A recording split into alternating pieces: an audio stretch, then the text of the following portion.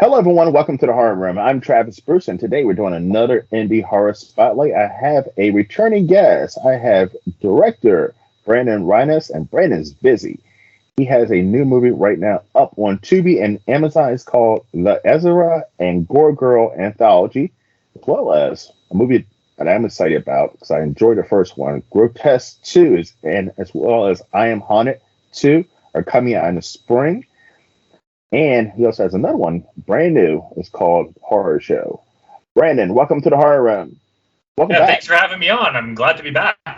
Most definitely, man. So tell us a little bit about the Ezzera and Gore Girl anthology. It all came about, last few years, kind of ever since 2016 or whatever, I've been making a bunch of short horror films. And I finally realized that it's like, if I put them all together, it's, over an hour worth of, stuff. And I've always been a fan of, Tales from the Crypt and, kind of like anthology type things like that. So I was like, I wonder, I should just try doing my own. So I was like, if I film like a 15 or 20 minute long wraparound segment, put all my shorts in it, bam, I got a whole new movie. So I came up with the idea of this kind of like a storyline of a young woman named Natalie who finds an old VHS tape in her parents' basement, and she plays it to see what's on it.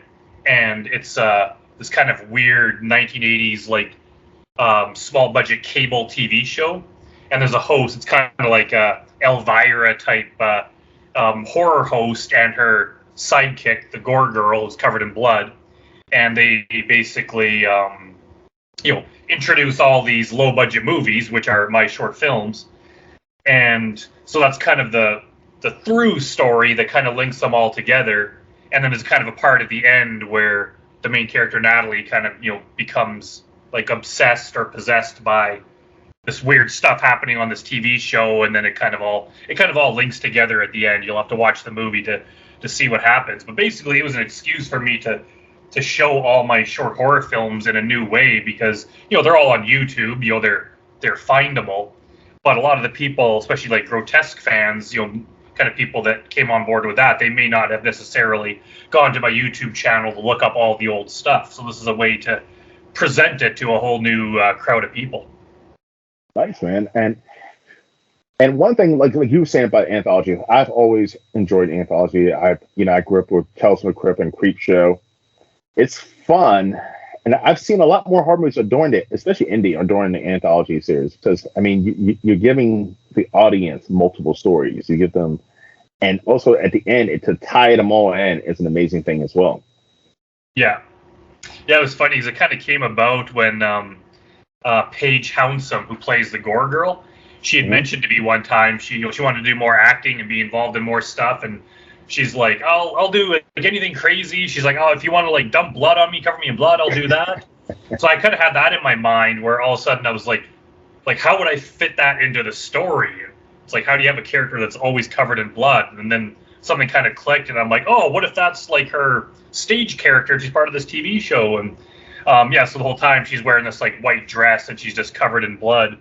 And then we kind of worked that into the story where we kind of see her when she goes home, and because the host even kind of hints like, do you ever shower or do you always look like that? And then we kind of that storyline kind of plays out at the end, so you kind of get to find out what's really going on with her behind the scenes. Now, is that something that you're looking at doing, a little more regularly, or during an anthology series?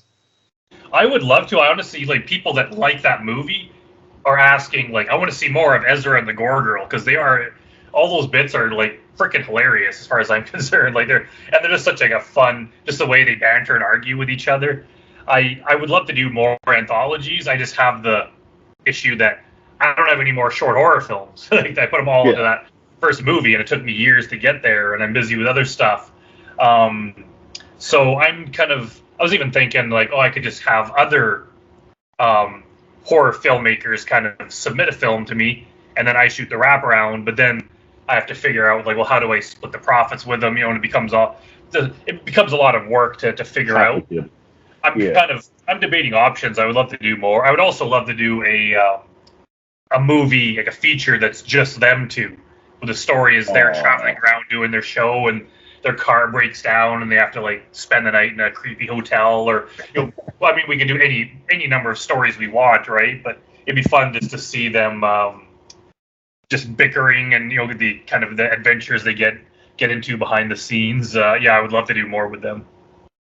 You have the amazing actress as well, Elizabeth Chamberlain, who I've interviewed, had on the show. She is so much fun, but she's in a lot of your movies.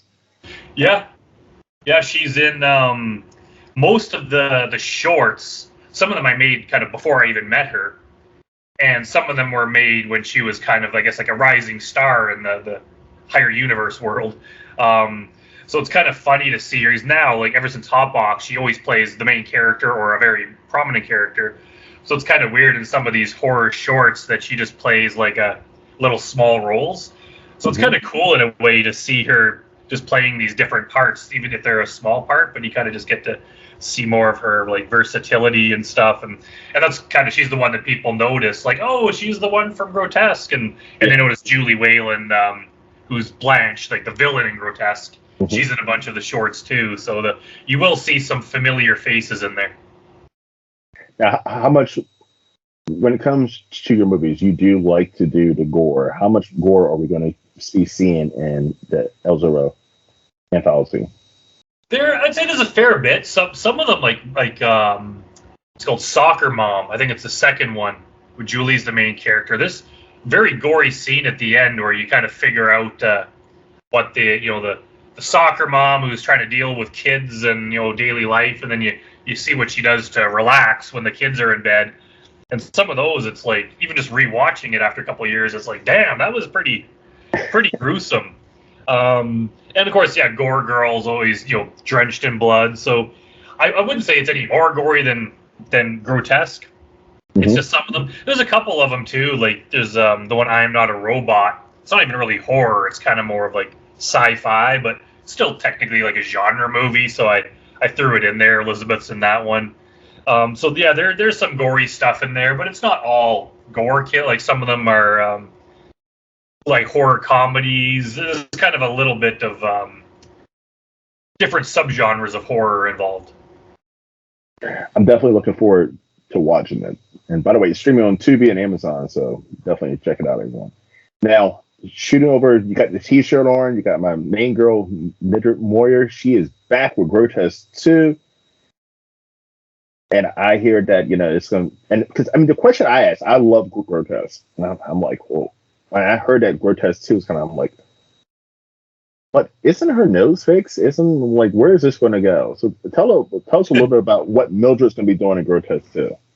Yeah, that was the hard part. Like after the first one, after it became like a way bigger success than we were expecting, we're just like, we got to do a part 2. But yeah, that's the problem we ran into, is the story's wrapped up. Like she's not only like she's fixed and she's normal now. So what reason would she have to kill anyone? But she's also killed everyone in her entire life that's ever offended her. Literally. So, yeah. So it's like, where does it go from here? So yeah, we had to really think about that, and then something kind of clicked and the story came together. And it's funny because even as I was writing it, I was like, oh, is this going to work? Like, are people going to buy this? And even some of our crew, like James Hastings, our director of photography, he was busy with other things, and he was planning on, he's like, I didn't think I was going to come back to do the second one. He's like, but as soon as I read the script, he's like, oh man, I'm so coming back for this. But yeah, basically the story is kind of got to spoil a little bit at the beginning, but it's kind of obvious from the trailer anyway. But Mildred's love interest, Felix, from the first movie, he dies, and she's distraught. She's alone, and she sees a TV advertisement for this kind of cheesy televangelist preacher guy. And she kind of, she's lonely and desperate and sad over Felix's death. So she kind of goes to the church for help. And of course, they're a corrupt organization that is taking advantage of people going through trouble in their lives in order to get money. So at first, she doesn't realize this, and she kind of gets swept up in the church, and it seems like everything's going so well. But when she finds out the truth behind it, they try to kill her, which doesn't go well. And once you piss Mildred Moyer off, it doesn't turn out well for everyone involved in that church, I'll say. And the first one had so many fucking kills. As I said, she literally killed everybody who pissed off her. Like, are we gonna expect that many kills in this one as well? Honestly, I haven't counted. There's probably less in the part 2, mainly because in the first one we have that montage where we have like 15 kills within like a minute and a half. We don't have that in this one, so there's still a lot. Like there's a lot. There's also some other kills that Mildred is not involved in.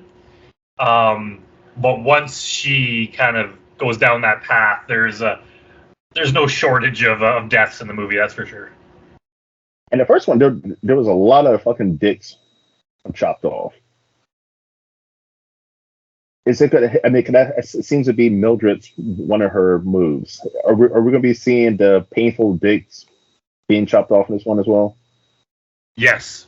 I cringe every time I see a dick kill. I mean, as a man, I don't know if you feel the same way. Every time I see a dick kill in the movie, I'm like, ah. Yeah, it's pretty horrifying. This one is done a bit differently, but I will say too that Dr. Wash, who got his dick cut off in the first one, he does come back, and I'm not going to ruin it, but we'll say that he's salvaged somehow. His story wraps up nicely, but you got to watch it to see what happens, because I think people are going to cheer when they see what happens to him. Okay. Yeah. I mean, because I was a huge fan of the first one. The first one was wacky, but it was also funny. It was a great horror comedy. Now, were you surprised how much that movie blew up and how much people love Mildred and her story? Yeah, even as I was writing it, I could almost tell. It's like, yeah, I'm onto something here. I knew like there's going to be a lot of like horror purists that wouldn't like it because it's not scary at all. It's like you can barely call it a horror movie. Like it is just because it's horrifically violent. But I'd say it's more of a romantic comedy than a horror movie. It's like no one's going to be scared by it. Even some people, like family members, aunts and uncles that are like, oh, like I don't like horror movies. And it's like, even my mom's like, you could watch it. It's not going to scare you. Like it is some like brutal violence, but it's a very sweet movie. It has like a love story to it. It's really hilarious. And the second one's along that same path. And I kind of knew that there's going to be some people that would hate it for that reason, but I knew like there's going to be people that like this because there's similar things out there, but not really. Like it's kind of its own thing where it's just like there are horror comedies, but some of them are kind of like gross out offensive humor. Whereas this one, if you took out all the kills, it's pretty much a G-rated movie. It's a very like sweet, kind-hearted, lighthearted movie with just insane brutal violence added. So it's kind of it's an interesting thing. And I knew that I'm like some people are gonna watch this and be like, oh my god, this is the greatest thing ever. Like Mildred is such a good character, not only in like just the acting and the way her character is, but even just her look, the mask and the polka dot dress. Like it's a very iconic look. It is. So for the second one, it was kind of like, and that was a problem too, is like there's a lot of story set up in the second one. Like it's pretty much halfway through the movie before Mildred starts killing people. And I was worried. I'm like, man, like I'm supposed to start the kills right away. And but Julie, my co-producer, and she's like, this isn't this isn't Friday the 13th. This is like people are going to be there to see Mildred. And if people aren't interested in Mildred, they're not going to like the movie. They're not going to watch anyway. So I was kind of hesitant when we got the first cut done of the movie, and I showed it just to a couple friends and some of the core team. And that was one of my things is like, are people going to be bored with the non-death stuff? But it's like, no, people were laughing the whole time. Like there's so much good stuff that happens, even though it's not Mildred being Mildred. But there's a few other deaths involved, and there's just tons of like hilarious stuff, and it goes by so quickly. That I don't think people are going to be offended. And then once the killings start, it's like rapid fire. It's just like everyone drops. So this is my first sequel. Like I have I'm Haunted 2 coming out. I'm not sure which one's going to be out first. Probably Grotesque. So now I've never had before. It's like a standalone film, but now everyone's going to be comparing it to the first movie. And there's a lot of, the sophomore slump or whatever you call it, that sometimes part two, there's probably going to be people that are like, man, I hate this one compared to the first. Or there's people going to think it's way better than the first. So far, it seems everyone thinks it's better, but we haven't really shown it outside of our circle. So once we show it to the world, to Grotesque fans, it's going to be interesting to see what people think. I think there's a lot in it to like. And it does continue her story. You get to see another side of Mildred. And one important thing is like you get to see Mildred kind of as herself. In the first movie, like she was just constantly bullied, so she was just always in a bad mood. Now you get to see her where she's happy with the way she looks. She's sad as a Felix, but you kind of get to see Mildred, what her life is like when she looks normal and is not being tormented by everyone in her life. So I think there's going to be a lot in there to like. Now, now with the first one, did you get a lot of young women that came out and said, "Oh my goodness, I relate to Mildred. I was Mildred at one point. Of course, I didn't go out and kill everybody, but I mean, it's a pretty relatable story to, I feel like, a lot of young women who, unfortunately, in society get criticized because of their looks, if they don't look a certain kind of way, built some kind of way." So did you get a lot of young women that say, "Oh my goodness, I relate at some point with Mildred"? It's funny. I really didn't. I kind of thought I would, and I bet you a lot of them are probably thinking that. But I didn't. Yeah, I didn't even just comments on the internet and stuff. I didn't really see a lot. I saw a lot of people in general kind of they love Mildred as a character, but maybe people couldn't relate as much as I thought. Because I think everyone inside of them, like, you would love to just be able to kill anyone that pisses you off, even the slightest bit, but you can't because you just can't. So it's kind of fun to live vicariously through this character that. It's like if you look at her wrong, she'll kill you, because sometimes you just kind of wish you could do that. So I think everyone's kind of thinking that. Maybe just no one has come out and said it. But yeah, I thought that too, right? Is this like I bet you a lot of people are gonna relate to Mildred, and I think they do. Like we've had like love for Mildred heaped on us, but they've never said it in that kind of way, which is surprising. We've all have felt self-conscious about something physically about ourselves, and a lot of us have been picked on it by especially going through school and workplace. Like, it's a relatable character. It really is. Yeah, and I think it's just seeing it kind of how she reacts to it. Like, when you watch part two, like her character is so different. Even when Elizabeth first read it, she's like, this seems like a different character. But then Elizabeth kind of realized, she's like, oh yeah, like this is what Mildred would be like if she wasn't constantly bullied. Yes. Like if you're just constantly bullying someone, yeah, they're going to be defensive and angry, and they're going to have that to their personality. Whereas all of a sudden they're confident and everyone's nice to them, they're going to have a much more relaxed, kind of carefree attitude. So you kind of get to see this is the other side of Mildred after she snapped. So it's kind of like, yeah, I like those parts because it just shows another side to Elizabeth's acting as well. You just get to see more of the character, and there's so many funny scenes. Now, did you tie this one up, or did you leave it open for possible sequels? It definitely ends on a cliffhanger. Okay. You'll see what I mean. If it ends here, it's kind of disappointing. We pretty much leave it that we have to make a part 3. So whether or not we will pull that off, we got other plans for this year, but we're kind of thinking 2025. We're hoping for Grotesque 3. We already kind of got a story planned out. I've been working on an outline, but I mean we're backed up with other stuff right now. That was kind of one of the decisions we had is like, especially while we were shooting it, everyone was having so much fun. Like we rented this campground for 5 days. And we all went out there and we shot there and we stayed at the campground. So we'd shoot during the day and then we'd party at night, and everyone was just having so much fun. Because when you're an adult, it's very rare that you get a chance to do that kind of thing. Like when you're in school, you're always hanging out with your peers, but when you're an adult, it's rare that you get to just hang out with 20 people or 30 people that are your peers and just have fun.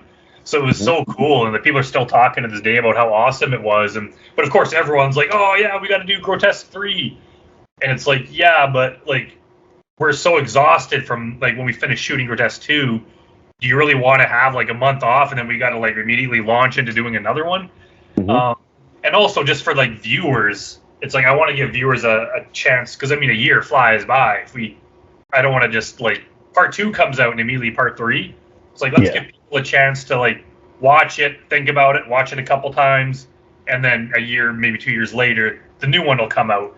Because if we just it's too much work, and I don't want to get to the point where making a grotesque movie is like drudgery for us, where it's like, oh my god, we got to do this again. I want it to be like we've forgotten how hard it was, how much work was involved, and then we get all excited again, and then we do it. So, but yeah, like I fully intend to do part 3 as long as Elizabeth and Julie are on board. We'll find a way to make it happen. Awesome. Yeah, because I agree. Just as an audience, so yes, I get excited to see a sequel, but sometimes you get into that weird. Filmmakers get into that weird space where they become Saul, and every year there's a new Saul. And yeah, I was going to use that example. Yeah, and it just becomes a watered down product at that point. Yeah, and sometimes like with Saw, it's like another one comes out before I've even seen the last one, and I'm like, oh, the next thing you know, you're like 3 movies behind, and then you watch one, and it's not as good as the others, and it's like, do I even really want to watch another one? And then another one comes out, and it's like, okay, like I don't want Grotesque to be that. I want each one to be special. I want it to be like Star Wars movies used to be, where it's like, obviously we're not on the same level, but I want it to be like people are excited, and I don't want people to be like, another Grotesque movie. Like, once that happens, it's kind of game over. So I want people to be excited about it, us making it and people watching it. I want everyone to like anticipate it and look forward to it. So by this, I mean you're making your first two sequels. We're speaking about, like for instance, Saul. Is there going to be a certain point where you're like, oh my goodness, do you want to do a Grotesque number 7, or is there a certain point that you're going to be like, even if fans are asking for a Grotesque 7, I'm going to go ahead and finish. I'm going to wrap this series at 4 or 5.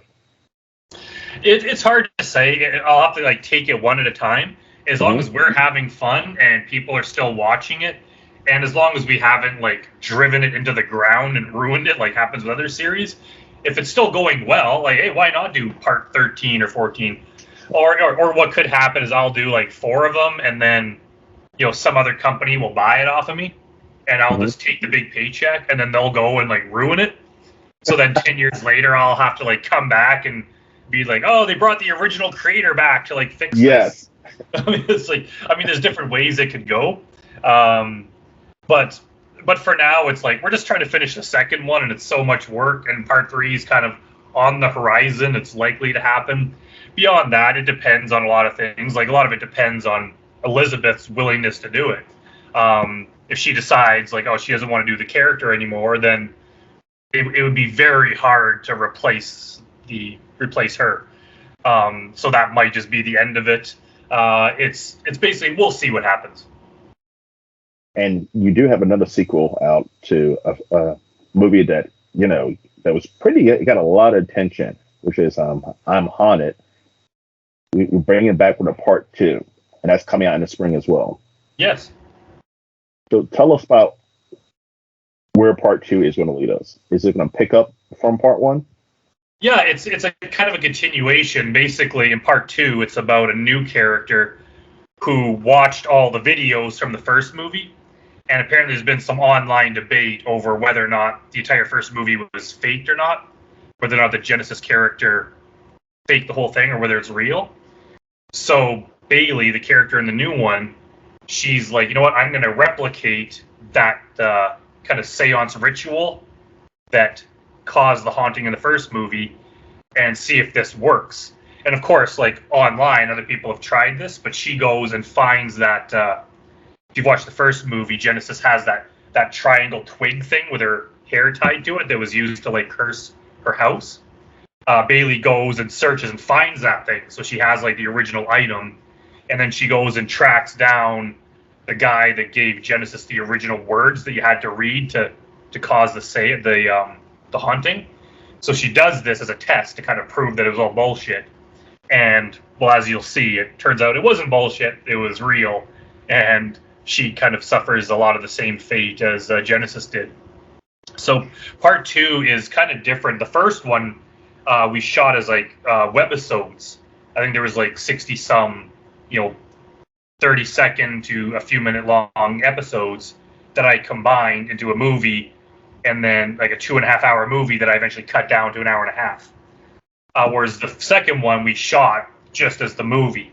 So it's kind of done a bit differently, but the way it works is very similar to the first one, just with different characters. But I was shocked that the first one was so popular, because Elizabeth and I basically did it as a fun thing we could do easily and quickly in between other things.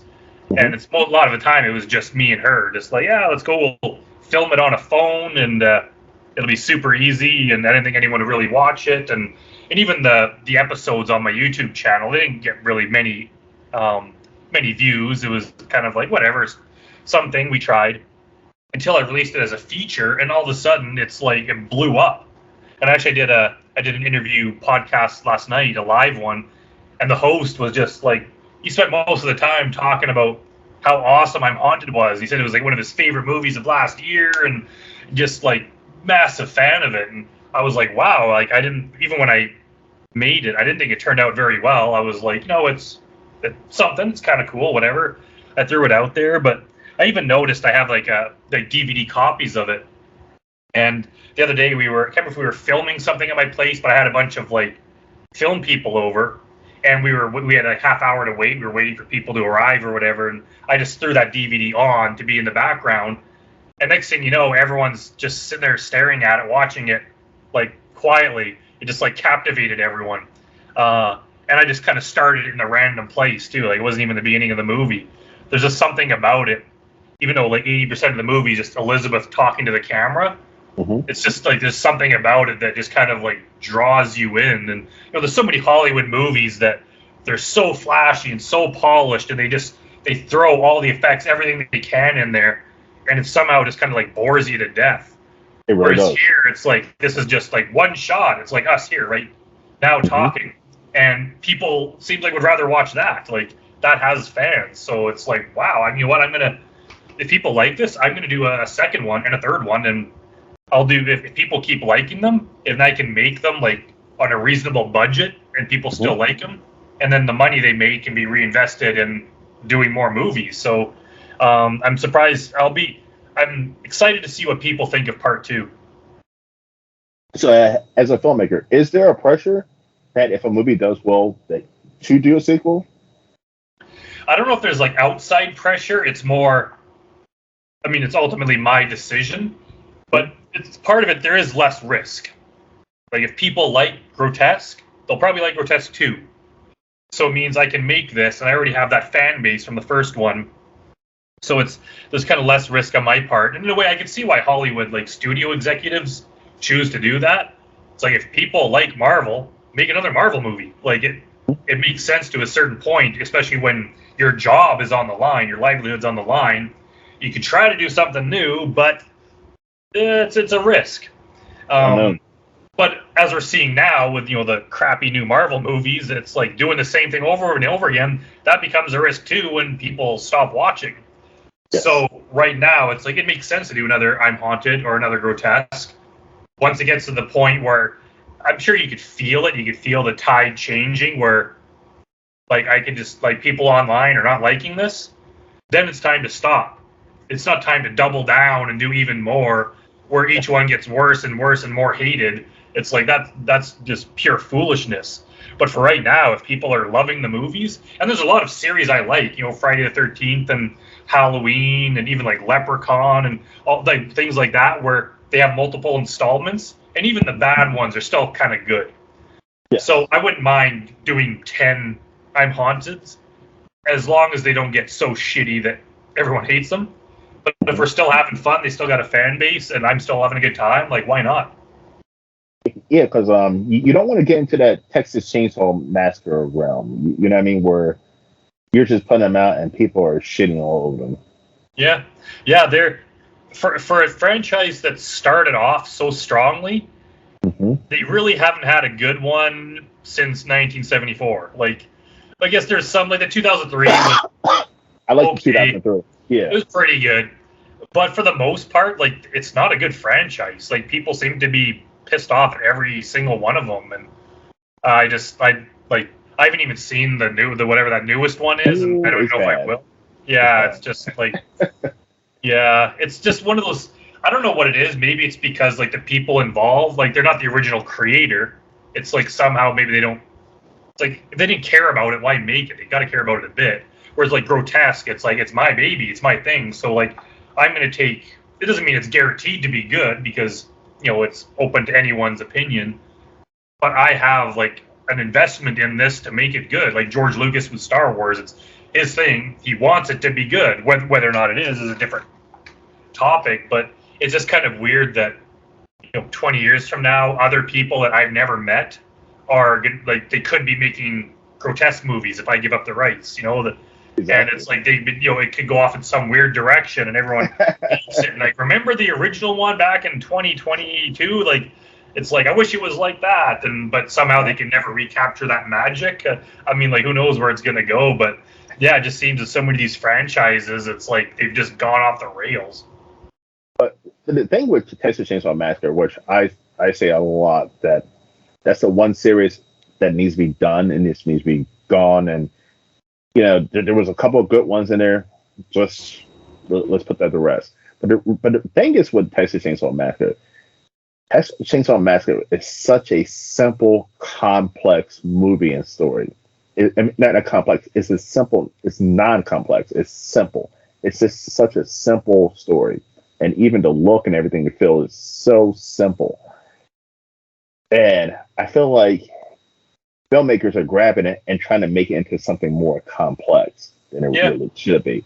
And if I was going to remake a Texas Chainsaw Massacre, which I'm not, unless someone wants to pay me money because I've never made a film before, a whole lot of money, but I would just do it into a found footage. I would just keep it grainy and low budget and make it into a found footage and see what happens.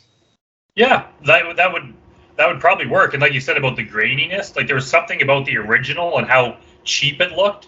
It's like that made it as scary as the actual stuff happening in it. Just the way it looked, like there's something about. That's why people kind of have that fondness for the 70s, 80s horror films. Like they had that look that's just like it's hard to capture. Whereas now, even your phone can capture a picture that's so good, but it's not scary. It's like it doesn't. Yeah. It doesn't work. Like having a polished, awesome-looking Texas Chainsaw Massacre movie, it might work for The Conjuring, but for something called the Texas Chainsaw Massacre, it has to look kind of cheap to low budget, to have that heart to it. And they don't. It's just like it looks so great, and it's like I don't want it to. I don't want it to look modern. I want it to look like a $10,000 budget. Yeah, it seems like every movie now has the same look. Like once the technology has gotten so good that you can make it look that good, every movie, like the horror movies, look the same as the Marvel movies. Like they just kind of look the same. And I miss it when like movies like Monster Squad has a look to it that's different than Chainsaw Massacre, that's different than Friday the 13th, that's different than Halloween. Like the stories are different, the characters are different, but the look is different. It just seems now it's like a lot of movies it just looks the same. I don't know. I even said that too about like that's why I love indie horror movies because they have that grainy, gritty, low budget look to it, which actually makes it more a little terrifying. But I see a lot of indie horror filmmakers who are trying to go for that Hollywood look. And I'm like, but why? You're an indie filmmaker. Like, you don't have to do that. Like, you really don't. Yeah. Even for horror show that we got coming out, the whole premise of that, we shot it on a phone. I wanted it to look kind of cheap. But even shooting on the phone, it looks too good. So I had to tell people, I'm like, I want it to look like old and kind of grainy. So we've been playing around with adding filters to it and doing stuff with the color. I'm like, try to make it look like it was made in 1978 or something. I wanted to look like The Burning or something. And we finally got this kind of look to it. And I showed it to a few people, and they're like, oh my God, that looks so cool. So we're shooting one more day of that on Saturday, which is 2 days from now. and it's going to be interesting to see what people think about that one, because it's shot entirely on a phone. It's not going to look as good as Grotesque, but it's going to be wild. We'll see. By the way, let's tell us a little bit about horror. You're a busy man. Tell us a little bit about the horror show. I mean, that's one of your new projects as well. Yeah, I met this actor named Jordy Cheeseman. He's actually, he was a member in Grotesque. He was the guy near the beginning when Mildred leaves the bar and finds that guy who's been shot in the gut, and he's like, "Oh yes, fucking bitch, whatever, help me." That guy. He's a really, really cool guy, really good actor. We started chatting. I think it was at the Grotesque premiere, and it's like, oh, we should do something else together. And he's an older guy, and he's very big. He's like a professional bodybuilder. He used to be in the military, so he just has that look of just like a big, solid kind of, ex-military kind of guy. So I was like, oh, like what if you were some kind of a killer? And I'm like, we don't have a lot of money. Like I don't have to raise another big budget like Grotesque. What if we could just get like, small amount of money and shoot a very simpler movie? We could even shoot it on my phone. So basically I'll be the crew instead of having to hire a whole crew. And so we're like, okay, how do we come up with a killer? So I went on Amazon and I just bought one of those like skull masks. Mm-hmm. And then I bought a long black wig. So Jordy put on a pair of like coveralls, put on the mask, put on the hair. So he's got a skull mask and long hair. And I was like, oh, that looks pretty cool. So I named him Zacharias Cook. And basically the whole premise of the movie is that Zacharias Cook was a real life serial killer that killed a bunch of people. And the movie starts with a tour. It's like a serial killer tour that's going around all the locations where he committed his murders, and all these people that are into serial killers are on the tour. And then somehow turns out Zacharias Cook, he's either back from the dead or something happened and he's back, and he starts hunting down all the people on this tour and killing them. But of course, part of the story is that if you kill him, like another one reappears immediately. So it's never really explained, but they kind of hint at different options, and it's, they start to suspect, like, are we in a horror movie? What's going on here? But because they'll kill him, they'll stab him in the head, rip the mask off, and all of a sudden there's no one in the costume. And then they'll look up and like, oh my God, there he comes with a big like whippersnapper coming towards him. So it's like no matter what, like it's kind of like it's hopeless. He's always coming for you. But we have like so many good kills in there. I don't know if you saw one I posted a while back on Facebook where the girl gets her head like sliced. Oh yes. Wait. Yeah, I posted that like in a bunch of horror groups, and that was by far my most like popular Facebook post ever. It got like hundreds of likes on it. Everyone loved just like how like lo-fi it looked. But at the same time it looked good. There's some practical effects in there. Like we have some like heads getting split open and things that just like I'm like, holy crap, that's like damn good practical effect. There's some of them that's like that is a really, really shitty looking, and some of them we have to redo on Saturday because they're pretty terrible.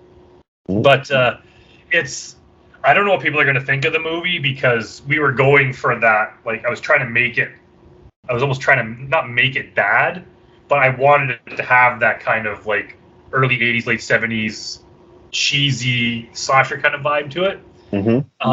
So I think people are going to absolutely love it, or they're going to absolutely hate it. Like there's some parts that like I think are so good, but even among some of my team, right, there's parts where they're like, why is that acting like that? It's so terrible. I'm like, that's my favorite part. I love how cheesy the acting is. Like it would ruin it if the acting was better. So I'm really not sure what to expect. And there's also like there's like a movie within the movie. Because like within the movie called Horror Show, there's some characters that are filming a movie called Horror Show.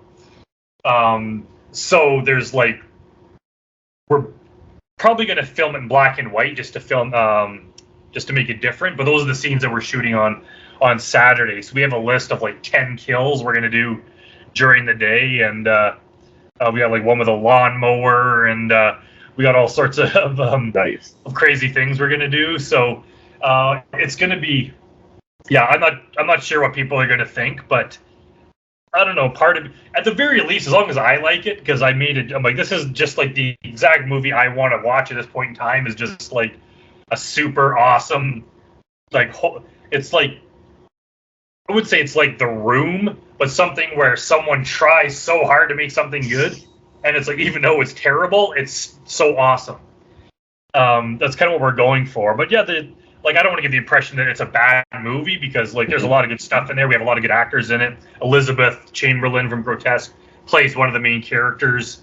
There's some good stuff in there. There's some really good kills. And honestly, some of them, like, it almost is better than the Grotesque kills. Maybe just because we kind of just learned how to do it, that even though we were not trying as hard, we kind of just lucked out. And some of them, like, yeah, we like split someone's head in two, and we had this like a wig over like a fake head, and then we painted the inside of each side of the head to make it look like, brain and bone. And then we put it together, and then we had someone like hold it up over their head like that, and then we had Jordy slice it with a machete, and then we pulled the head apart. Oh. And it's like, we didn't think it was like, it's like, there's no way that could really work that well. And it's like, holy shit, that worked very well. It even worked because the person holding it, just their like wrists that you could see through the hair, looked like a neck, which made it look like even more real than it was. So there's a lot of fun parts in that movie. And even now when I watch it, it's like, it just like, because right now it looks like it's shot on a phone. Like, it just doesn't look we want. But once we add the filters and we make it look kind of old and grainy, and and then we get the sound mix, and we're going to add in like, music and everything, it's going to have its fans for sure. I'm looking forward to it, man. Now, I have one last question. How are you able to pump out, you're putting projects out like this, how are you able to pump out these ideas so quickly? Honestly, I don't know. Like, I have a list of this, like, well, at this point, thousands of like ideas and concepts I'm working on. Mm-hmm.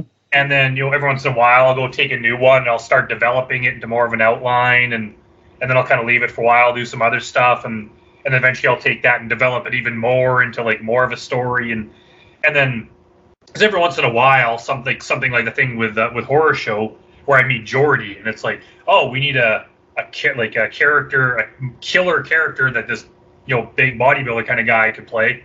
So I'll go to my list and be like, what do I have that could fit that?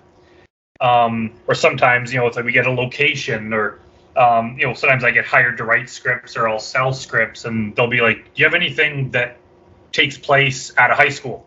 And I'll be like, actually, I do. I got my list here, so I'll pick that one and develop it. So I have like an endless supply of things, like I won't even be able to get through it ever in my lifetime. But as they start coming, and sometimes, like right now, we're at the point we have 3 movies in post-production. Like Grotesque 2, I'm Haunted 2, and Horror Show are all either like finished shooting or like 90% finished shooting. And we're kind of just basically in post-production on them, trying to get them out. But we're also planning to shoot new stuff. But I don't want to get to the point where we have so many things that are unfinished, because I don't want to be known as a guy that never finishes anything, right? And, yeah. So it's like, I got to balance that out. But I also don't want to, I like having things on the horizon. I don't want to put all my effort into finishing these movies, and then it's like, oh shit, we don't have anything new to come out this year. I wanted that there's always like, we're doing something new, and we're finishing these old things, and just kind of keep the whole thing going. But I have no shortage of ideas, and my team is very creative. They have stuff too. So even if I wanted to sit one out and let someone else come up with it, that's possible too. So the only thing holding us back basically is the money. Like, if we had unlimited resources, if we just had like $10 million, I could be like, you know what, we're going to shoot like 20 $500,000 movies. It's just like, yeah, line them all up and boom, boom. We just knock them off. And, our team is so good. We just have such a good support system that we can just kind of get anything we want. Even in Grotesque 2, there's a scene that takes place at this like cheap motel. And we wanted Julie's character, Julie Wayland, she played. That's the thing is too about Grotesque 2. Almost the entire cast from the first movie comes back playing different characters. Mm-hmm. Because I see that Jamie Hill's going to be in it as well. Jamie Hill's in it, yeah. So Julie, who played Blanche, the villain in the first one, she kind of plays a similar role. In the second one, she's the wife of the preacher dude. And we were like, oh, it'd be cool if she pulled up in like a super sweet car. So it's like, can we get a Lamborghini? And it's just like, yeah, can we? So we just kind of asked everyone on the team, like, post on Facebook. So let's see if we can get a Lamborghini. And basically, within the day, someone found a Lamborghini. This car dealership lent us one for nothing. They drove it out there. It's like, we got a Lamborghini in the movie just because we asked. So it's kind of good that we just kind of got to this point where it's like, it's kind of, we're not limited by our creativity. It's like, hey, we need whatever we need, we can just somehow find a way to work around it. And so it's like, we're just only limited by our imagination, really, and money. Money's always good, I know. That's it. Brandon, where can everyone find you, my friend?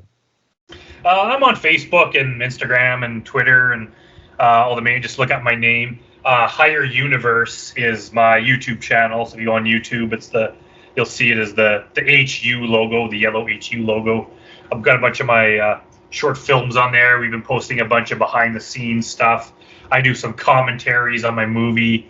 I've been posting the commentary on Ezzera and Gore horror anthology in the last couple of days, so that'll be up. Yeah, there's a bunch of cool stuff there you can subscribe to, and follow on Instagram. We post a lot of stuff. I didn't think people would really be interested in a lot of the behind the scenes kind of things, but I started doing that more in the last couple of weeks and been getting very good reactions. Like, people like to see just like stuff happening behind, what we're doing behind the scenes. That maybe to me it's become a job, but I forget that other people kind of find it very interesting. So. So follow me. Feel free to reach out, and we do crowdfunding and type stuff too. We're trying to always raise money for things, so there's opportunities to help there. And I always love to encourage people, even just things like leaving a comment and sharing the movie, telling other people that you like Grotesque. Like, that goes a long way, because I mean, we're not Hollywood, we're not rich people.